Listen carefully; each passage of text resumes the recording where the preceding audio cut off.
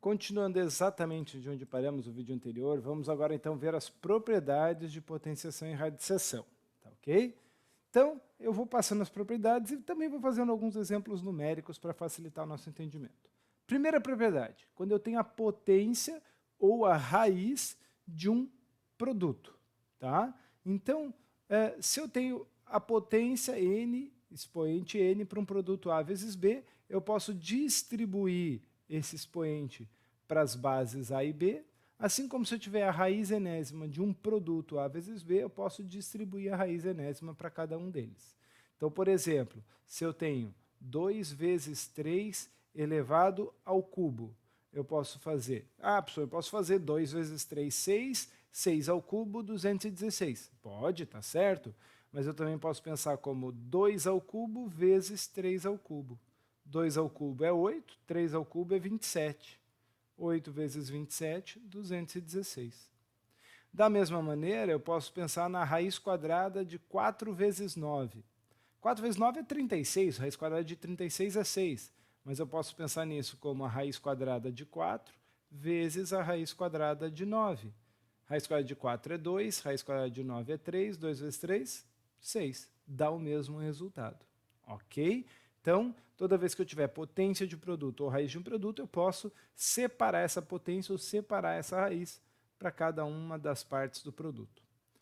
O mesmo acontece para um quociente, para uma divisão, ok? Então, se eu tiver, por exemplo, uma divisão 6 meios, eu sei que 6 meios é 3, mas quanto vale 6 meios ao cubo? Bom, 3 ao cubo é 27. Se eu fizer separado, então, 6 ao cubo sobre 2 ao cubo, 6 ao cubo é 216, 2 ao cubo é 8, 216 dividido por 8 dá 27.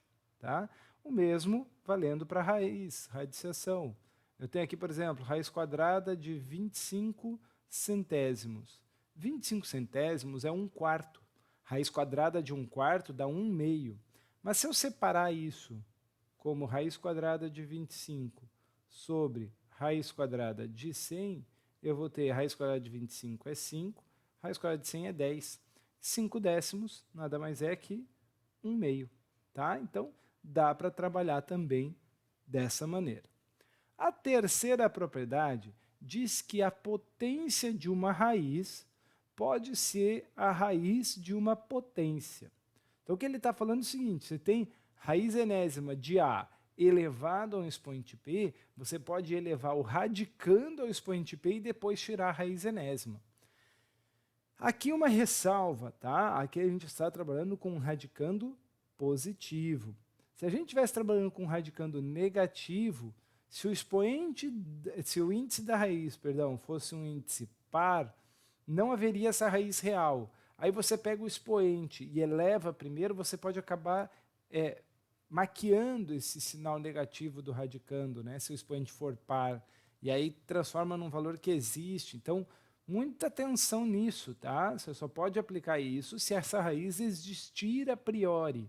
Ou ela tem um radicando positivo, ou caso ela tenha um radicando negativo, o seu índice é ímpar. Aí você pode aplicar da mesma maneira, tá bom? Isso aqui também traz uma outra consequência, que é a maneira de escrever um radical através de uma potência.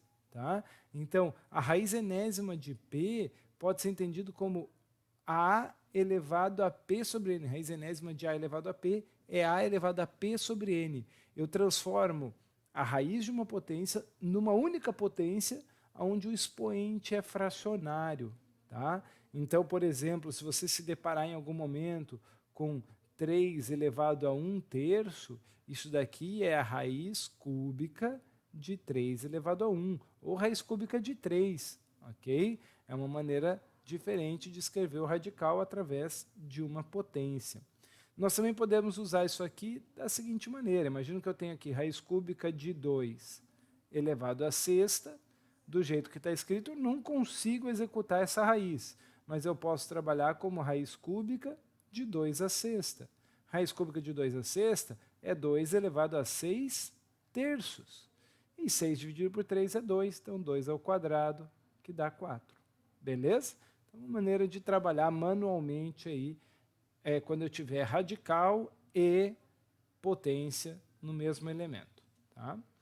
A quarta propriedade, ela traz essa mesma relação, só que agora quando índice e expoente forem múltiplos, você pode fazer uma simplificação. Tá?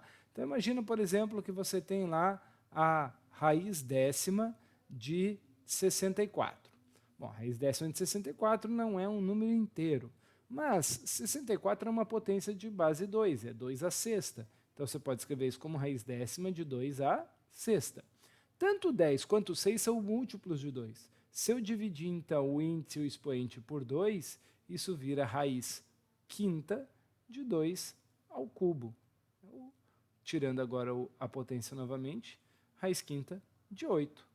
Então, raiz décima de 64 é a mesma coisa que raiz quinta de 8. É uma maneira de simplificar o numeral. Beleza? Essa propriedade nos mostra esta característica. Quinta propriedade, e essa aqui é uma propriedade extremamente importante, a gente vai usar muito ela. Produto de potências de mesma base. Quando eu multiplicar duas potências de mesma base, eu vou conservar a base e somar os expoentes. Por quê? Essa primeira parte aqui, a elevado a p, eu posso escrever como a vezes a vezes a vezes a p fatores, certo? P vezes. Isso aqui está multiplicando a elevado a q, que é a vezes a vezes a vezes a q fatores. Então aqui eu tenho p fatores e aqui eu tenho q fatores. Ao todo eu tenho p mais q fatores a. Por isso é que eu conservo a base e somo os expoentes. Então, por exemplo, se eu tenho lá um 2 ao cubo que multiplica um 2 à quarta, isso é a mesma coisa que 2 à sétima. Só isso, beleza? Se eu tiver uma divisão, um quociente de potências de mesma base, é algo muito parecido, só que agora, ao invés de somar os expoentes, eu subtraio os expoentes. Por quê? Porque na divisão eu vou poder simplificar cada A que eu tenho aqui com um A que eu tenho aqui. Um A, um A, um A, um A. Vai sobrar o quê? A diferença entre esses dois. Então, se, por exemplo, eu tenho 2 à sexta sobre 2 à quarta, 4 desses 6 fatores 2 aqui eu vou poder simplificar. Vão sobrar apenas 2, né? Então, 2 elevado a 6 menos 4, que dá 2. Isso vale 4. Beleza? Sétima propriedade é potência de uma potência ou raiz de uma raiz. Né? A última propriedade. Quando eu tenho uma potência de uma potência, a elevado a m elevado a p, é como se eu tivesse a elevado a m vezes a elevado a m vezes a elevado a m vezes até chegar no pésimo a elevado a m. Aqui eu tenho p fatores a elevado a m. Quando eu somar esses expoentes, vai ser m mais m mais m mais m, vai ser justamente p vezes m expoentes. Então, por exemplo, se eu tenho 3 ao quadrado elevado ao cubo, isso é a mesma coisa que 3 à sexta. 2 vezes 3, 6. Isso dá 729. Beleza? O mesmo vale para a raiz, tá? Quando eu tenho uma raiz dentro de outra raiz, eu posso juntar isso numa raiz só e multiplicar os índices. Então, por exemplo, eu tenho a raiz quinta da raiz quadrada de 1024. O índice da raiz quadrada é 2. Então, a raiz quinta da raiz quadrada vira a raiz décima de 1024. Isso vale 2. Beleza? Essas são as 7 propriedades que a gente precisa conhecer sobre as potências e os radicais. É muito importante entender essas propriedades, porque a gente vai usar muito, não só no estudo das funções exponenciais, que é o próximo tópico, das equações exponenciais, como também no estudo dos logaritmos, como também quando a gente for trabalhar outros assuntos, como números complexos, usa muito a ideia das potências.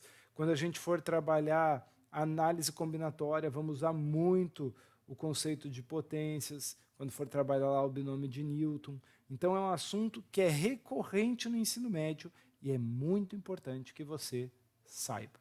Beleza? No próximo vídeo a gente faz mais alguns exemplos aí da aplicação das potências E aí finaliza o assunto falando sobre racionalização e podemos fechar esse assunto dessa aula, tá bom? Segue aí para o próximo vídeo para não ficar muito extenso esse vídeo aqui.